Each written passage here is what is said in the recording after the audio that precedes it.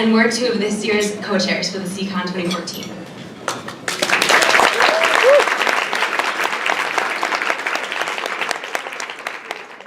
Good morning. Morning. Welcome to the 15th anniversary of the Social Enterprise Conference. We are honored to host you at Harvard this weekend. Our leadership team has been dreaming of welcoming you here at this event since October, and we are excited that you are here with us. When we began envisioning the conference last year, we knew that we had to do something bold and different for our 15th anniversary. So we began carefully crafting an internal purpose statement and together building a vision for how we would make this year's conference extra special. We're happy to share our purpose statement with you this morning. The Social Enterprise Conference 2014 energizes and equips our community to solve unsolvable problems. Let me say that last part again. Energizes and equips our community to solve unsolvable problems. In the spirit of this big anniversary, we wanted this event to take stock of the state of both the field of social enterprise and the Social Enterprise Conference. At the same time, we wanted to balance this reflection with a forward-looking and action-oriented component, because we wanted this event to catalyze positive change going forward. The combination of these two desires was the inspiration for this year's theme, reflecting on the past, shaping the future. As part of this theme, we have introduced new programming that invites us to learn from the industry's past successes and failures, as well as contribute collectively to its future. Our leadership team has dreamed up 5 innovative ideas that we wanted to inaugurate at this year's event. 1. A SECON manifesto. As we thought about the many definitions of social enterprise and the varied work and progress that has been made in the field over the last 15 years, we thought it was important to establish a team creed, a common language that would allow us to think about our field in a common way. We have shared our manifesto with you in our program book.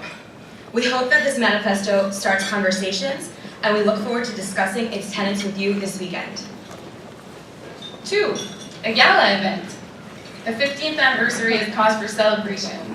We wanted to put on an event where we could celebrate successes in social enterprise with you all. Work in social enterprise is difficult and requires grit. We wanted to give our attendees a moment to pause and be congratulated and thanked for the work that they are doing to construct a sector that is trying to change the world. That moment is now, and we hope that you enjoy it. 3.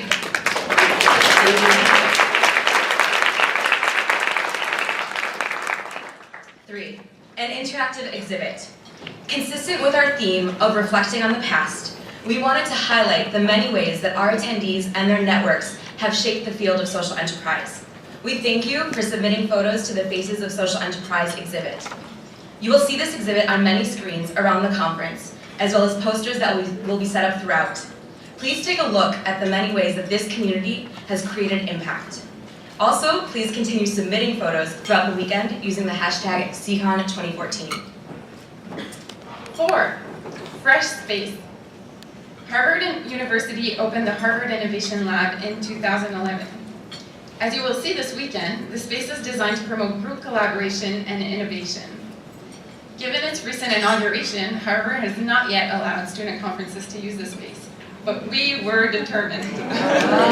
If we really wanted to help our attendees think about shaping the future this weekend, we needed a space where you could problem solve in small groups, brainstorm, and be creative. So after tons of paperwork and meetings, we were approved as the first student conference to use the iLab for our new session called the Idea Lab.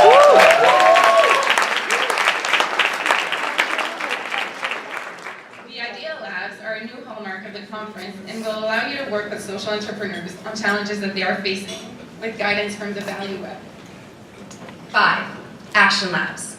Shaping the future is a very important part of our theme. We wanted attendees to work with each other to learn skills and engage with social entrepreneurs in ways that would bring tangible change. Our team designed a partnership with Echoinggreen and General Assembly that will teach attendees skills ranging from user interface design to product management, and then it will allow them to engage with social entrepreneurs on an issue that they are currently facing. We're proud to say that all of these big ideas have taken shape, and we really hope that it will result in a powerful and memorable experience for everyone. Finally, we'd like to take this opportunity to express our gratitude to our many supporters, without whom this conference would not be possible. Special thanks to Kiva, Sydney Microfinance, Bain, Seventh Generation, USC Marshall for your trust and your generosity. Thank you all for joining us. And now, we'd like to turn it over to Kate Aitken to come introduce our opening keynote, Cheryl Dorsey.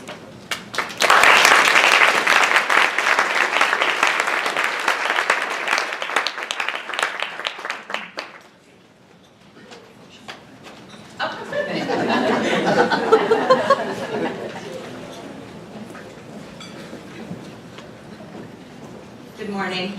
Good morning. It is my extreme pleasure and privilege to introduce to you all Cheryl Dorsey, a person who has had a very important role in my life, actually, as the first person to introduce me to the term or the idea of social enterprise and social entrepreneurship. As you all know, Cheryl is here as the president of Echoinggreen. She is a true pioneer and champion of the social entrepreneurship movement. Echoinggreen is a global social venture fund that has awarded over $33 million in startup capital to nearly 600 social entrepreneurs in over 40 countries worldwide since its inception in 1987. Cheryl's list of accomplishments runs on for pages, but just to highlight, she was a White House fellow in not one but two presidential administrations. She has been special assistant to the U.S. Secretary of Labor. She was a member of the transition team for innovation and civil society, and she was vice chair of the President's Commission on White House Fellowships and continues to serve on the Harvard Board of Overseers. We are pleased to claim her as an alum as well. She graduated from Harvard College with a magna cum laude degree in history and science. She's also a graduate of Harvard Medical School and Harvard Kennedy School, and it is, as always, thrilling to welcome her back to Cambridge. So, without further ado, Cheryl Dorsey.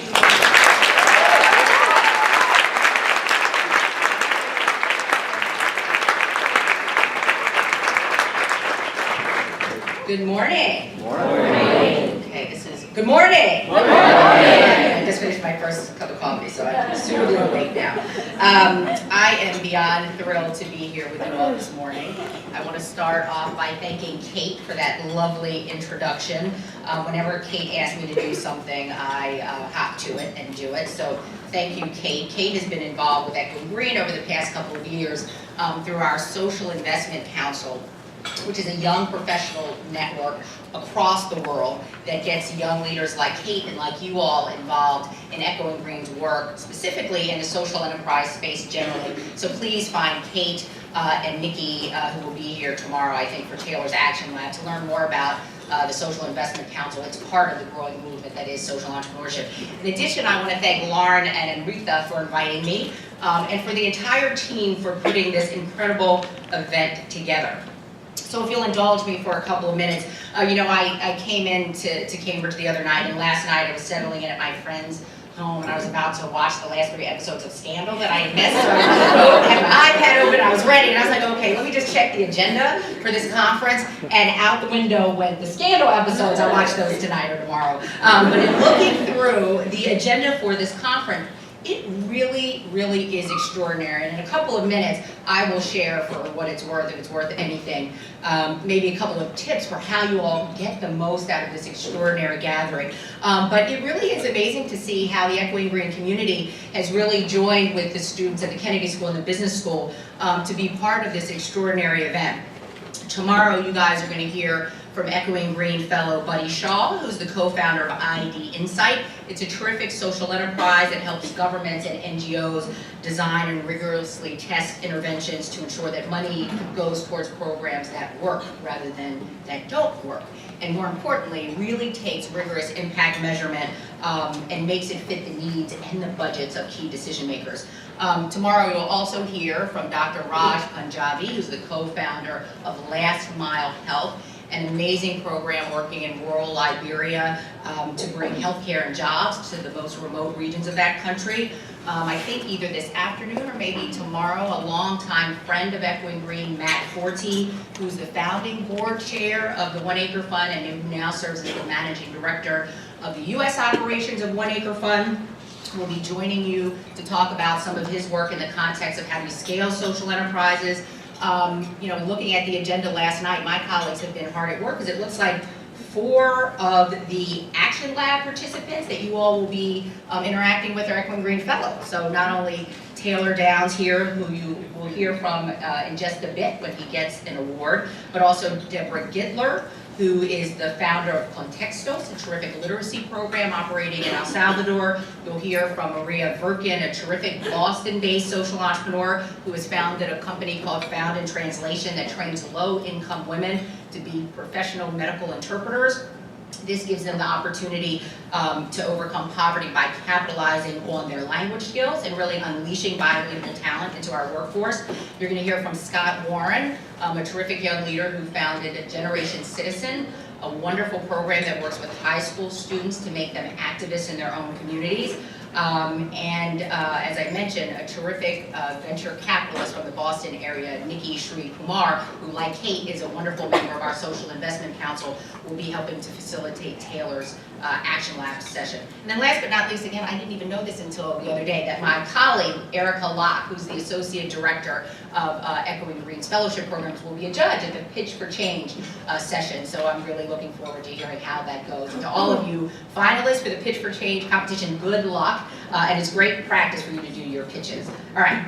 So I just want to say again, it really amazes me that this conference is entirely student-run.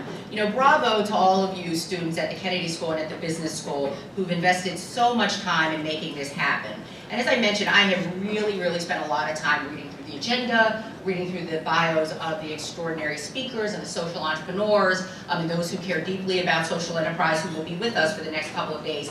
And it really is a conference in which you will have to bring your full self. This is not a passive endeavor for you guys for the next 2 days. You got to be ready to work, roll up your sleeves, but I think what you'll get out of it will be extraordinary. I'm fairly external facing at Echoinggreen, so I spend most of my time on the road, and I go to a lot of conferences. And for me, it's come to the point where these conferences are mind candy. So I show up, I gobble it all up. I get that sugar high, but then I crash. And I'm like, what did I hear at that session? What was I supposed to follow up? Right? So it's a little frustrating because there's so much value in the room, and then it sort of all dissipates after I sort of hit that wall and get that sugar crash. So, a couple pieces of advice, and again, take it for what it's worth. So first, Dr. Stephen Covey, he was the author of The 7 Habits of Highly Effective People, he said, start with the end in mind. So for all of you young people out there, why are you attending this conference over the next couple of days? And what specifically do you want to achieve? Really sit down and try to make concrete connections between the value the conference represents and your own professional and personal goals. Literally take out a piece of paper and try to outline several detailed goals that you are committed to over the next couple of days, and keep them in mind as you're walking through the sessions and in breaks and at events like these. So second, at the end of each session, take a couple of minutes, just 2-3 minutes, write down the 3 key takeaways and any follow-ups that you plan to do on the topic that you just heard or the speakers you just heard from. This is going to help jog your memory when you get back to your desk at work or at school, and will remind you of what you wanted to do in terms of follow-up. Third, when you connect with people, and I'm sure I'm going to talk to a number of you after my talk, hopefully, an important skill to remember is to connect with people who might not only be able to help you, but who may also be able to help other people in your network. So if you come up to me and say, by the way, you might want to talk to X, Y, or Z, there might be some overlap with Echoinggreen. I really appreciate those types of connections and broadening my own network. So that's a real value add that we can all offer to everyone. And last but not least, a really practical suggestion, and it's something I never do. And if you saw my pocketbook, you would really see that I never do it. Okay, so you guys are going to collect a ton of business cards, and you're going to throw them at the bottom of your bag. They're going to be a mess. Just try this, and I'm going to try it too. Try to make 3 piles of your business cards. So the first pile would be for folks where you see a specific intended action. So for example, write on the card, I'm going to ask this person to be a speaker at SECON2014. Very concrete, specific, deliverable in action. Then there are probably a second group of cards, put them aside. Folks you'll add to your database and you'll keep them posted, but nothing more. And then there's always that third group of cards, and it's always like day 10 after the conference, like, who was that? What were we talking about? I'm such a pack rat, I never sort of throw away those cards, but it's okay, right? Sometimes you can't quite remember the connection. If you're meant to connect with that person, you'll see them again. It's okay to toss some of those cards. All right, so enough of my tips. And I'm actually going to try to follow these as well, because I think it makes for a more productive conference. Okay, so about Echoinggreen, but I'm going to start my remarks about Echoinggreen, more about our founding institution, General Atlantic. So I'm going to start with a story about business. So some of you may know that Echoinggreen was actually founded by the senior leadership of a large, now large, private equity firm. It wasn't large, obviously, when they founded it in 1980. But the General Atlantic investment firm was formed to invest the funds of the Atlantic Philanthropies, which was established by Chuck Feeney, a global entrepreneur and one of the world's most notable philanthropists. You may recognize Mr. Feeney's name because he was one of the early signatories of the Billionaires Giving Pledge. If you all have not read his biography, it's called The Billionaire Who Wasn't: How Chuck Feeney Made and Gave Away a Fortune Without Anyone Knowing. It's a wonderful read and a real tribute to this incredible man. So General Atlantic was founded to invest the funds of Mr. Feeney. Since 1980, General Atlantic has grown into a leading global growth investment firm. Their vision is one of building industry leaders, very much about the entrepreneur, the leader, and providing value-added support. This company invests for the long term. They build value over time, and they measure their achievements in terms of long-term growth, not immediate returns. They are in the business of partnering to build something bigger and stronger, connecting patient capital, I'll say that again, patient capital, with business leaders and adding value over time. Now, if you guys went to the GA website and you looked at the guiding principles, they could just as easily have been taken from a nonprofit's value statement document. There are 5 of them. So what are their guiding principles? Passion, patience, persistence, partnership, and performance. So General Atlantic talks about their passion for partnering with growth companies, their patience in pursuing opportunities and building value, their persistence in overcoming obstacles and pursuing growth, their commitment to partnership with their investors and their portfolio company teams, and their commitment to driving performance by delivering value to their portfolio companies and to their capital partners. Again, this very much sounds like the vision statement or document that you would see with any high-performing nonprofit or social enterprise. But this is about doing good and doing well at the same time. Because if you were to look at the 2012 returns of General Atlantic, their portfolio companies generated median revenue growth of 20%. So at a time when so many of us have lost faith in so many of our institutions, including our financial institutions, I think companies like General Atlantic are really good examples and reminders of the power and the ability to deploy capital to do good and to do well at the same time. All right, so how does that lead us to Echoinggreen? As I mentioned, General Atlantic, these guys were the visionaries, the pioneers behind founding Echoinggreen back in 1987. As best I can tell through my research, Echoinggreen was the 2nd or 3rd earliest founded social entrepreneurship funder. We are in the business of being the key angel investors in this space. As Kate mentioned, we've been at this now for over 25 years. We've invested in about 600 or so social entrepreneurs working in 50+ countries around the world. Our track record is pretty darn good. So let me just give you a laundry list of some of our work, some of our hits. 2 of the pioneering and leading national service organizations, Teach for America and City Year, came out of Echoinggreen in its earliest days. Echoinggreen was a seed funder of our nation's first urban boarding public school, the Seed School in Washington, D.C. The First Lady of the United States, Mrs. Michelle Obama, received funding from Echoinggreen to start the Chicago office of a nonprofit called Public Allies, terrific youth development organization. Echoinggreen funded Earth Rights International, the first organization to successfully sue a multinational corporation for egregious human rights abuses. in the landmark Unical versus Doe case. If any of you are at Harvard Law School, you might know a clinical instructor named Tyler Genie, co-founder of Earth Rights International. Echoinggreen was an early funder of Credit Where Credit Is Due. It was the first credit union in Washington Heights in New York City, providing financing for low-income immigrant workers in that community. Echoinggreen was an early funder of the first microcredit institution to go public on India Stock Exchange. SKS Microfinance happened in 2010. At one time, it was the fastest growing microcredit institution in the world. I mentioned earlier the 1 Acre Fund, which is a chronic alleviation program operating in Rwanda, Burundi, and other countries in East Africa. It's well on its way to becoming Africa's largest network of smallholder farmers, working with about 180,000 farm families there now. The Workplace Project, one of the first workers' rights centers in the U.S. to focus on organizing the Latino and immigrant communities in that area and establishing an organizing model that has really been the model for spreading across the country. A more recent Echoinggreen grantee, Shining Hope for Communities. It's a grassroots organization operating in Kibera, which is Africa's largest slum. It is now also one of Kibera's largest employers, and last year alone served about 41,000 residents in Kibera. You may know of a Harvard College grad, Angel Taveras. He's also currently serving as mayor of Providence, Rhode Island, the first Latino mayor of that city. He's currently running for governor of the state of Rhode Island. Also last year won Mayor Bloomberg's $5 million Mayor's Challenge to start an early childhood literacy program, the idea of which came from his Echoinggreen project back in the early 90s. That just gives you a sense of some of our greatest hits.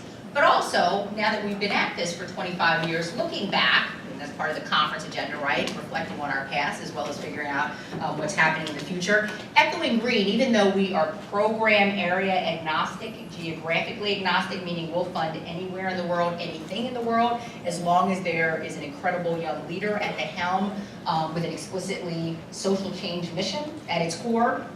But looking back at what we funded collectively, we've, I think, made a real impact on a couple of really important program areas in the social change arena. Again, I mentioned a couple of national service organizations. Echoinggreen really was a key pipeline of national service organizations in the early 90s, late 80s, whether it was City Year, Public Allies, Jumpstart, Teach for America, Citizen Schools, many others. Did a lot in the ed reform space as well. I mentioned the Seed School, but we were also funders in College Summit, the Native American Community Academy, and many others. Have done a lot in human rights. It's interesting that Echoinggreen has become an early home for many of today's best human rights leaders. And in part that's because of our focus on angel capital, which is the same thing as risk capital. So some of these young emerging human rights leaders who are doing very dangerous, very against the grain work have often come to Echoinggreen for their start. Whether it was Van Jones, who many of you may know through his green jobs work, but when he came to Echoinggreen after graduating from Yale Law School, he started something called the Bay Area Police Watch, which was one of the first hotlines to report police abuses in the Oakland community. Eric Rosenthal, an extraordinary human rights lawyer who essentially created the field, the human rights field of disability rights, who now runs an organization called Disability Rights International. Refuge Point, a terrific young social entrepreneur, Sasha Chanoff, who's headquartered here in Boston, who recently won the Gleitzman Award right over at the Kennedy School for his work providing support and care for the most vulnerable refugees in Africa who are falling through the existing safety net. And the workers' rights space, another area where we've had a big impact. I mentioned the Workplace Project. We also were early funders of the Freelancers Union, which is a model portable benefits association for today's contractual, contingent, and part-time workers. A really interesting transnational migration law center called Centro de los Derechos del Migrante, and many others. So, I guess the logical question, and I'm assuming all of you are saying, well, why does Echoinggreen have this hit rate? Why do you think Echoinggreen has been successful? And I can posit a couple of things, and we think a lot about that as staff and the board of Echoinggreen. So let me share a couple of our theories, and I'd love to talk to you more about this. So in looking back at our portfolio, we think there are 4 reasons why Echoinggreen, as an early stage funder, has been so good at betting on this talent at the earliest stages before there's any there. We're truly pre-proof of concept. So 4 reasons we we posit for why we're as good as we are. First thing, we bet on the jockey. It's all about the person. The primacy of the entrepreneur is core to everything that we do. And over the years, a lot of it is head, heart, gut, intellect, but at the end of the day, it's sort of that wow factor, that sizzle factor. But it was interesting, one of our funders was like, you can write sizzle factor, but it's not necessarily going to get you anywhere when you're looking for funding. Why don't you try to codify what it is you actually see in these entrepreneurs? So that was a good push for us as folks who see tons of deal flow to actually really sit down and articulate, well, what do we see in these people that ultimately become Echoinggreen Fellows, and those who don't, but who are doing amazing things in the social enterprise space. So a couple things. So the first group of attributes that really lend itself to success, we believe, are this combination of purpose and passion. We're always asking ourselves when we see these young social entrepreneurs, do they care deeply about this issue or community? Do they understand why? What's their connection? What is the stickiness with that issue with their constituents that make them the person to do it? That really, really matters. The second group of qualities that we're always mining for, always looking for, we sort of bucket in the term perspective and resilience. And we're always asking ourselves, will this person bounce back from the obstacles they will surely face in building this business? I mean, you all know better than I do, especially those folks who are studying policy, who are at the business school. More than 50% of new enterprises are going to fail in the first 5 years. It's just tough sledding to do this work. But in our experience, 100% of new entrepreneurs are also going to face failure regularly. It's just part of the deal. And the question then becomes, when you get knocked down, how are you equipped? What tools do you have in your toolbox to get back up? And if we can get a sense of that internal resiliency, that gives us a lot of confidence in investing in these terrific social entrepreneurs. Third group of characteristics, something we call point of entry and leadership. So when we're sitting across the table interviewing these folks, we're asking ourselves, can we really envision this person entering the field in a transformative way and inspiring others to action? What's underneath that question is, this is not just about starting more social enterprises. We are looking for next generation social movement leaders. As all of you know, if you're in this space, these issues are multifactorial, they're so complex, and if you think any one organization, one leader is going to be able to move the needle, it just doesn't work that way. There's too much work to do, it's too hard, and at the end of the day, this is all about building and sustaining movements to drive ed reform, criminal justice reform, economic and community development. So when we're looking at that person, we're envisioning them as part of a larger milieu. Are they going to be part of a larger movement? It's really important.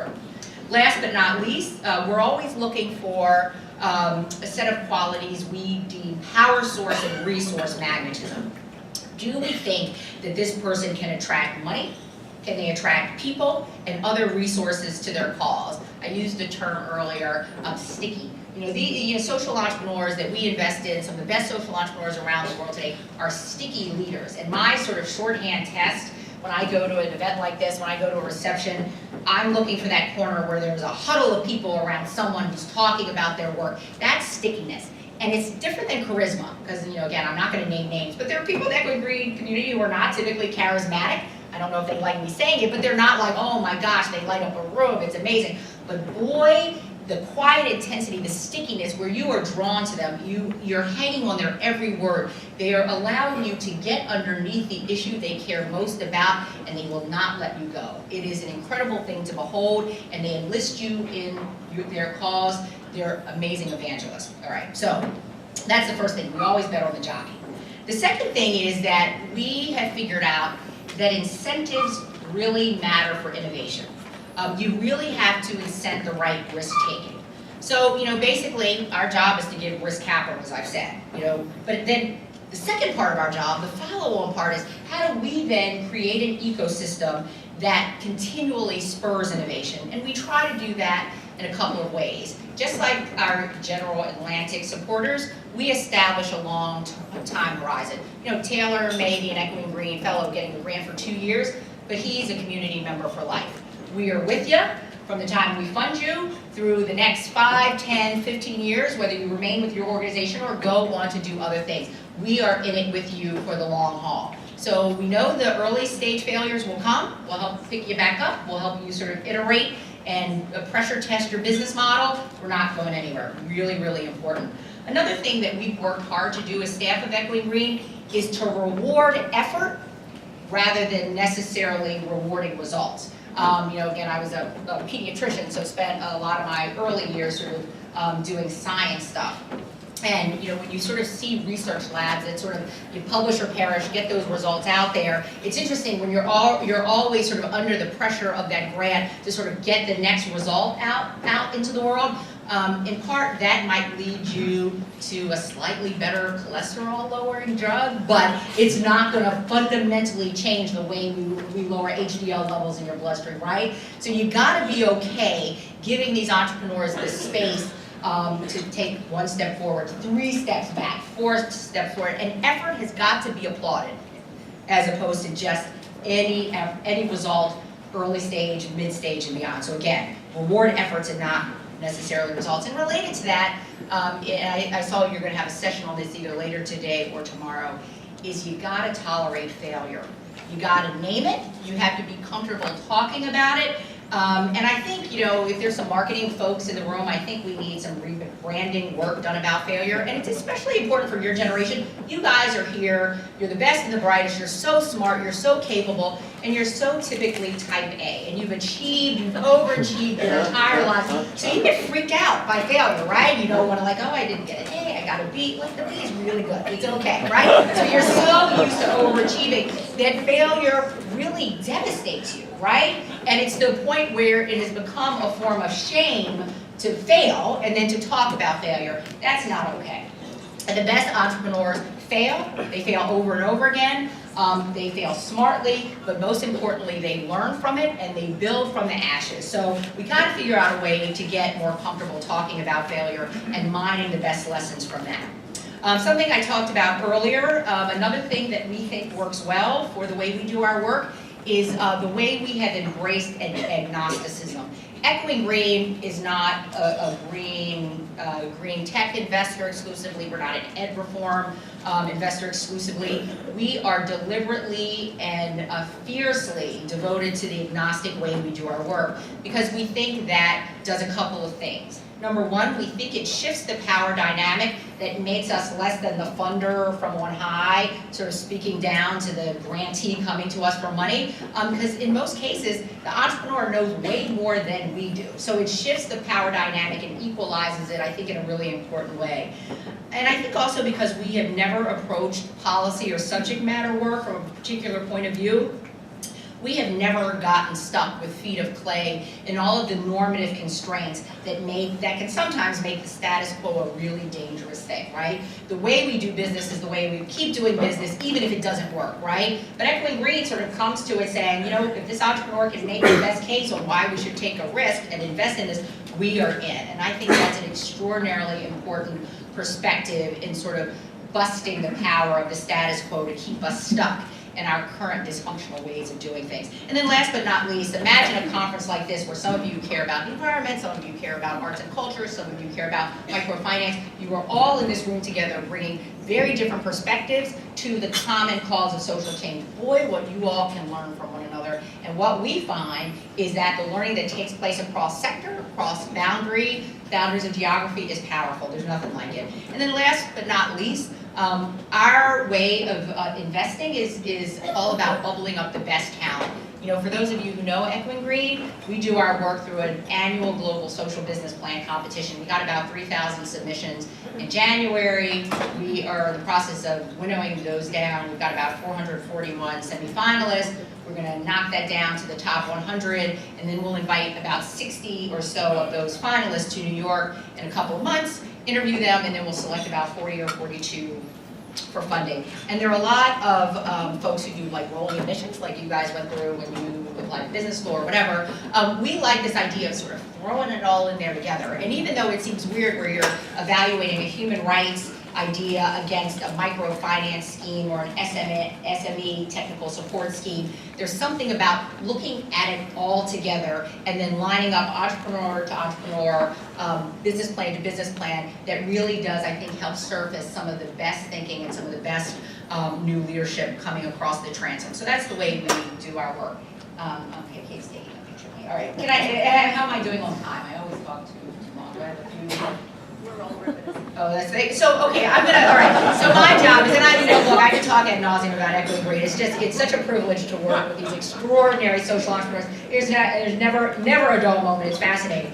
So let me try in my last couple minutes to sort of link past with present. I sort of have lived in two worlds, having grown up in Baltimore, Maryland, whose parents had come through the civil rights movement, but I came of age here on Harvard's campus where I got my Echoinggreen Fellowship at the very early days of the social entrepreneurship movement.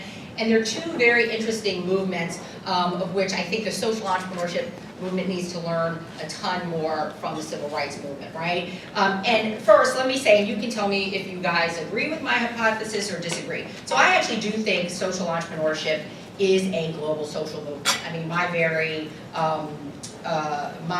very probably superficial and unsophisticated definition of movements is take collective action plus mobilization of resources, and at the right mix you get a social movement. Other folks who are more thoughtful about what movements really mean talk about movements where you get folks who collectively start to come together and talk about their complaints, but not only talk about their complaints, but also develop a plan to make the larger society respond to their needs.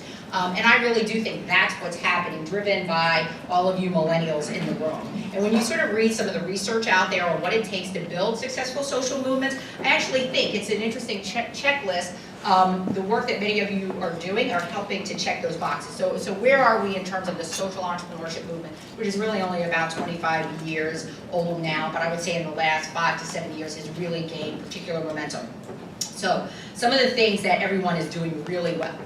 I think there are a discontented group of energized folks like you all in this room who have lost faith in so many of our institutions and have realized you all share these common grievances and you want society to address them, and you're stepping up to make society do it. So I think that's great. I think there's also been a wonderful recruitment of young people into this movement through pre-existing social, political, cultural networks, hence a conference about social entrepreneurship here at Harvard University. It's happening all over the country, all over the world. Check.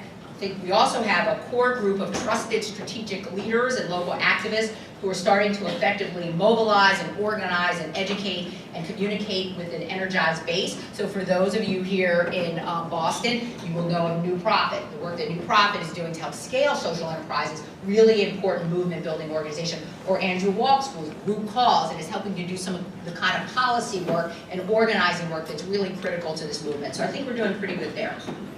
I also think that there's a pretty good, attractive movement culture that's starting to create a sense of community through mass rituals, through narrative stories, through celebrations. It's all the kind of stuff that we saw in the civil rights movements. You need drama, you need narrative, you need to raise up incredibly inspiring stories. And I think we see that. So whether it's the Forbes 30 under 30 social entrepreneurs list, of which Taylor was a part. You're starting to see opportunities when David Brooks writes a column in the New York Times about going to the World Economic Forum and saying the most interesting folks out there with these young do-gooders with spreadsheets called social entrepreneurs. So we're starting to get those narratives out into the popular culture. Really important. And then last but not least, the movement does have this ability to recruit young people like you who are creating and crafting coherent and functional identities as movement participants. For most of you, that's happening in two ways. A lot of you are starting social enterprises, you're here on campus, you see a problem, you're studying it in your class, and you go off and try to start it. Or you're getting involved as supporters of social enterprises, joining the boards of social enterprises. That's really good news for this movement. So I think there's a lot to lend itself to the ongoing forward propulsion of the work that we all care about. But we got work to do. We're not there yet. So what I'd like to leave you with today is, if most of you left this conference deciding not to start something new, it's really hard to start something new. There's just not enough money out there. It's brutal. It's brutally hard. What we really, really need you all to do is start to diffuse and use your talent across this movement, because unless we have ourselves set up in various sectors of society, we're going to get stuck. So what can we do? We need folks who are going to help us architect a really powerful and lucid ideological vision that's linked to the strategies and tactics that are going to succeed. So we need folks in marketing firms.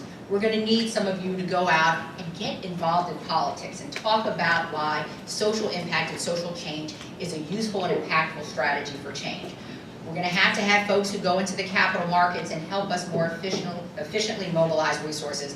For those of you who care about impact investing, the numbers are too small. We need more debt flowing, we need more equity flowing, and it's just not enough.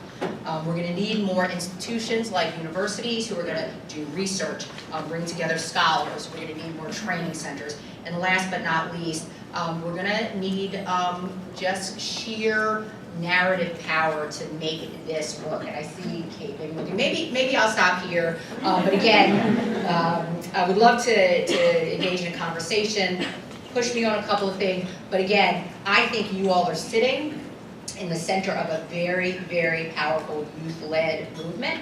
I think there is a window for this to either take off and explode or to retrench because we get stuck in the weight of a lot of dysfunctional institutions and a growing income gap that is gonna really cause all of us some problems if we don't get to it now. But I'm hopeful and would love to talk to you guys more about it. So I'll stop here.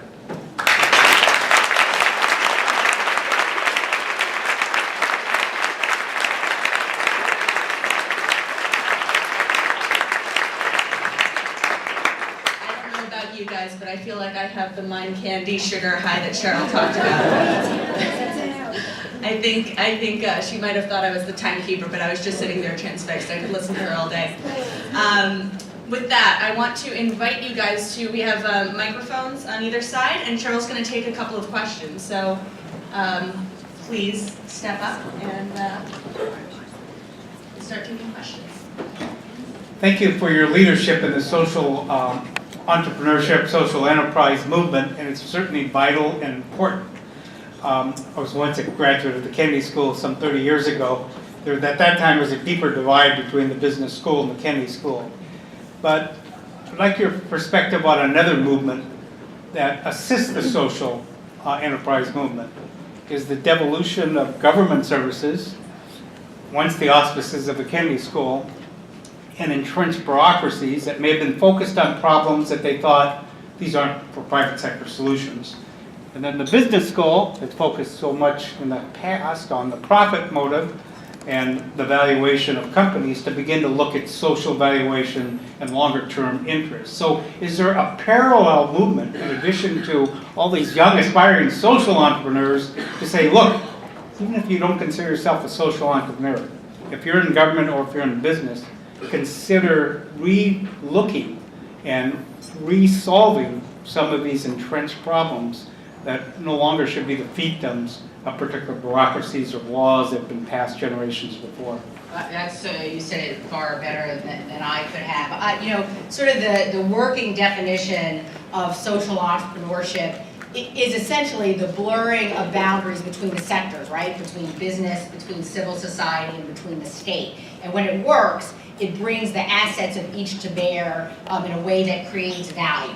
And that's the cornerstone of social entrepreneurship. The problem is, and look, I mean, I work in New York City, but I go home every weekend to Washington, D.C., and I gotta tell you, that town feels just broken. I mean, it is stuck in this ideological stew it's unbelievable. And whereas, you know, we need really smart government entrepreneurs working with social entrepreneurs, working with business leaders, like the conversations are getting stuck at such an ideological level that we're not doing the business in the way that it was meant to be done. And I found it very frustrating to watch from the sidelines of it all. I mean, the simple answer is that no one sector has the assets or the know-how to solve these problems alone. And until you figure out these collaborative approaches that smartly bring the sectors together, we're stuck. And it's interesting, I've been trying to do more reading recently about one of McKinsey's new effort around this whole notion of tri-sector leadership,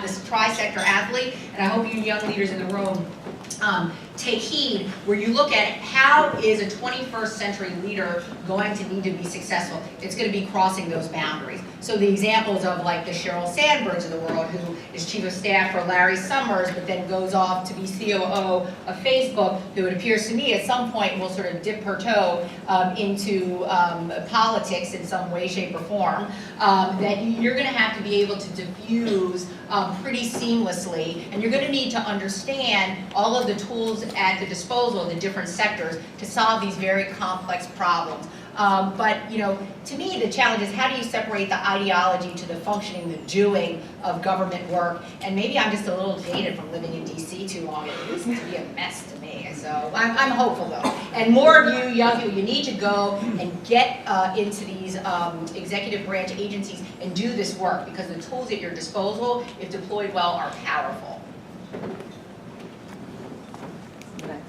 Hi, my name is Sakura. I'm a senior at the college.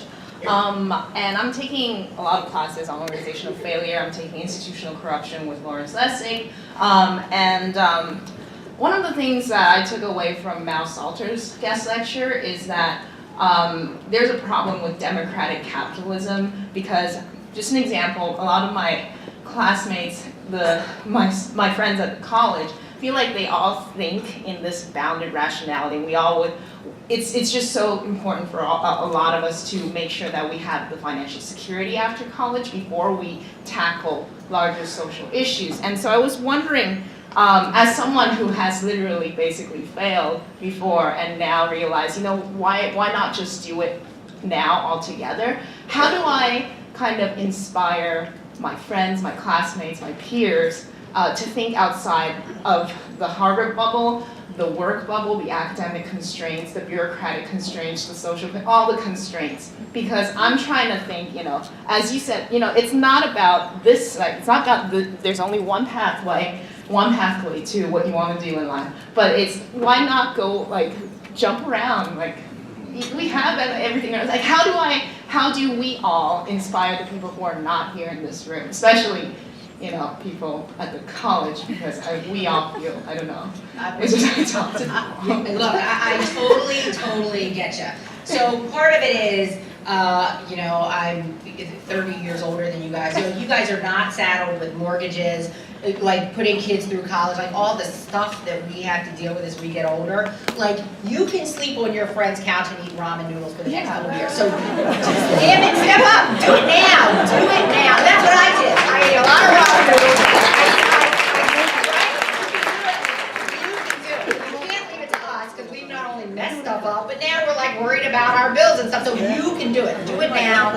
Your parents and family will be greatly disappointed, because the whole family didn't go to Goldman Sachs. They'll get over it. They'll get over it. So just do it now, because you have an excess of passion, time, and energy. So I beg of you, the way that generations went into the political process generations ago, this is the time to step up and do the social change work. So I beg of you, do it. That's the first thing. The second thing is, it's not so easy, right? Because structurally, everything is set up for you guys to go to Wall Street. Like the recruiting mechanisms were Goldman Sachs, Morgan Stanley. They show up with the booth. They know how to plug you in. You know what your 3-month analyst training session is going to look like. It's just easy. We're so undercapitalized as nonprofits. I can't send my limited staff up here to man booth. I don't have the money, and we don't have the bandwidth. And we're so balkanized, you guys don't have easy ways to plug in to us. So I don't think we're going to solve that structural problem in the short term, but maybe there's a way for you guys to better use your technology platforms, sort of the soft ties that come through all of these social media platforms, to start sharing information. And if you hear about an impact investing gig in San Francisco, but you're not interested, tell your friend about it. Like, we got to start plugging one another in. And I saw an interesting statistic somewhere, like 81% of you young people who are graduating from college really want to go into public service and social change. But it's like something like less than 20% of you actually go into it. So there's something wrong. There's a fundamental mismatch between your aspirations and the on-ramps we are providing for you. Again, in the short term, you guys are going to have to woman up, man up, and do it, because we don't have the infrastructure to do it from our perspective. but please do it now. And I'm not saying, I'm very hopeful about the future, but there are some fundamental issues that if you guys don't step to it, we're gonna be in a world of hurt. So again, if you guys aren't gonna do it, then who? So please, please, please, just do it. And look, I ate a lot of ramen noodles and a lot of McDonald's for a lot of years. It's okay. The McDonald's part was probably not okay, but it's okay. You know that, it'll be okay. Hi, my name is Liz Trice. I own a co-working space in Portland, Maine called Peloton Labs. So we serve mobile workers and freelancers and entrepreneurs. And I'm really wanting to move it towards being a social entrepreneurship training center. So I was really, really excited to hear you say that you need more training centers. We've been developing systems of peer groups to help people support each other on a weekly and daily basis, and are trying to bring in messages into the culture of the space that says, it's okay, everybody freaks out. You know, it's okay, all of these things happen, and your heroes experience these things too. So I'm sort of curious to hear what your vision is for training centers and what kind of supports or networks would help someone like me who's trying to create a training center to support social entrepreneurs. That's awesome. I'm glad you're doing that. And it's interesting, the woman, and I'm sorry, I'm blanking on her name, the woman who had been the administrator of SBA is from Maine, and I think her deputy also from Maine who just moved back there. So you've got someone who's a great champion of small business who I think is back in the state. So reach out to them, see if you can get them involved in your training center. You know, it's interesting, I was in San Francisco last week and spent a day. There's a very famous tech incubator called Y Combinator, started by Paul Grant, very successful tech entrepreneur, and basically it was a day long of pitches, mostly from for-profit tech companies, but there were a couple of social entrepreneurs from our portfolio who were pitching. And the Y Combinator model, fascinating. 3-month intense incubation process. What you end up finding out from the entrepreneurs who participate, hearing from accomplished entrepreneurs who've been there, done that, in off-the-record conversations. Because if that entrepreneur was on stage, he or she, because of shareholder value, is probably not going to say, let me tell you how screwed up this was. You don't hear that. But in these off-the-record conversations, entrepreneur to entrepreneur, sharing those lessons, that peer-to-peer exchange, absolutely vital. That was one thing that really matters. Again, finding ways to bring in the value adds that a lot of these entrepreneurs need. I was really interested to meet some of the Y Combinator staff, a very accomplished group of folks, some who understand human resources very well, some people who understand marketing really well, and giving access to your entrepreneurs. And I'm amazed, entrepreneurship is sort of the mythology of our country, so people want to help entrepreneurs. You feel good hanging out with them. So creating a community who will come in and be supportive. And then again, I would hope enlisting your political leaders, your nonprofit leaders to engage with you on this work. I think really, really important. But again, I think we do need, from the government side, local, state, and federal level, is to start to bring more support so you can do that training. But I think it's incredibly vital, and I wish you good luck. And hopefully you connecting with other of these enterprises that are springing up all across the country, I think is pretty important as well. Great, thank you. Hi, Cheryl. Thank you so much for very inspiring words this morning. My parents are definitely very disappointed in me, as I've been in the basement for the past year and a half trying to get my venture Kulamela investments off the ground. Just a quick question about the incentives matter for innovation and kind of establishing that long-term horizon and rewarding effort, not just results. I'm wondering what Echoinggreen is doing to influence some of the other fellowship programs, Unreasonable, Rainer Arnold, to name a few, and to get them also kind of displaying some of this culture about rewarding effort, not just results. I think one thing we've been challenged with is we have some results and we're working hard to prove a business model, but we get a lot of questions about like, well, tell me how you're going to influence 1 million people. And if I had the answer, I probably wouldn't be coming here. So we're super excited about Echoinggreen, and we're in the process right now. I actually watched your video the other day. Oh. It's nice to meet you in person. Well, this is amazing. Very well done. Very small Your world. production quality was really good. Thank you. It was difficult with a business partner in Ghana and in Toronto. So yeah, we're super excited about that kind of key characteristic of Echoinggreen. I think that's a huge differentiating point for you compared to some of the other fellowships. So you're so powerful in this space. How are you influencing some of the other fellowship programs to adopt a similar mental model? Well, thank you. I don't think we're that powerful, but hopefully over time there will be so many of us, and we're a 600 plus strong network, that hopefully over time, the zeitgeist will shift, because there are a lot of us out there in the world talking about it. It's not easy, and in some ways people do kind of see us as the outlier because we don't have sort of an inherent scale proposition as part of our theory of change.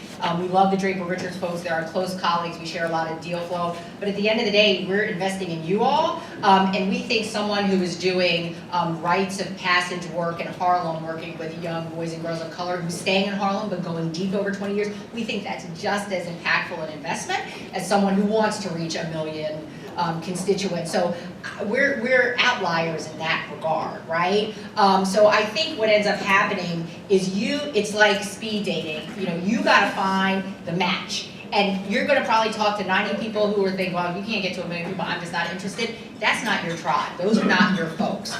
You're gonna have to find those 10 people who say, you know what, I absolutely get it, and I'm with you, and I'm as invested as you are, psychically, emotionally, spiritually, and it's not easy to do. You gotta pound the pavement. You're gonna get told no most of the time, and you have to be okay with that. And as we invest in more double bottom line, triple bottom line businesses, we're starting to see some of our social entrepreneurs walk away from money because the strings attached, the golden handcuffs, take it too far away from the social mission, which is embedded in the work that they do, and you have to be okay saying no. And it's scary to do because we're all so desperate. We're hustling. We need that money. We're trying to meet payroll. Cash flow is tough. But if you box yourself in and start to get the kind of funding that doesn't allow you to build your vision, then I kind of think it's all for naught. So I wish I had a simple answer, and it's particularly hard in the startup space when everyone is so focused on these Uber returns.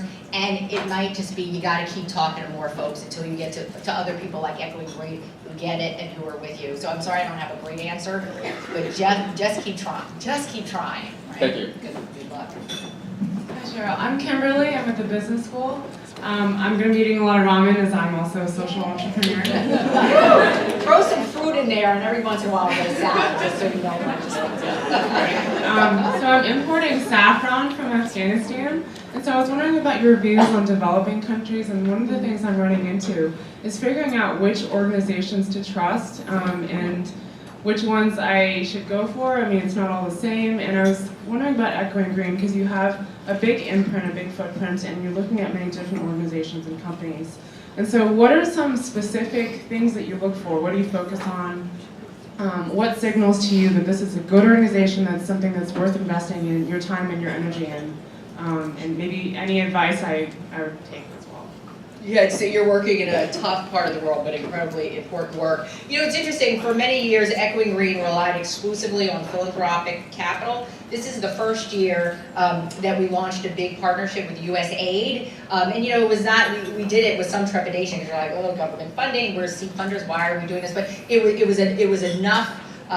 It was a good investment for us that we were sort of taking the lead. And I have to say, in the early days, I'm really impressed with some of the USAID missions. So folks on the ground who are scouting and scouring the local landscape to figure out who it makes sense to partner with. So talking with in-country folks as well as folks who are located in DC is well worth your time. And I do think trying to figure out who else is in the space that you could talk to, because peer-to-peer learning and peer-to-peer information sharing is really critical. The group Synergos has SYNERGOS. Synergos is a philanthropic collective that has this interesting Middle East initiative, and I think it also includes some work they're doing in Afghanistan, where they're starting to knit together social entrepreneurs from that part of the world. You might want to email the folks from Synergos and say, hey, this is what I'm doing, can you connect me to some folks? I think the network piece is really important. I mean, the problem is that somebody was talking about sort of transparency, governance, corruption.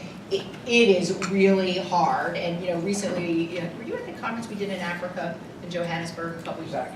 Zach came, right, exactly, Zach came, and sort of to hear folks working in emerging markets, corruption, governance is brutal, and it can be debilitating, especially for those of you who are in the startup phase. And nobody really has great answers, you sort of power your way through it, but having strong governance structures yourself.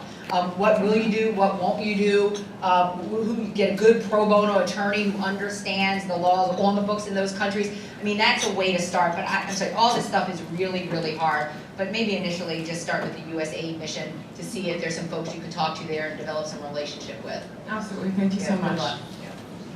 Hi, my name is Rahila Zafar, and I wrote a book on entrepreneurs in the Middle East that was published through the Wharton School called Arab Women Rising, and it features an Echoinggreen fellow, Esra Al-Shafi from Bahrain. And my question is, you mentioned that the social entrepreneur movement can learn a lot from the civil rights movement, and I just wanted you to elaborate on that.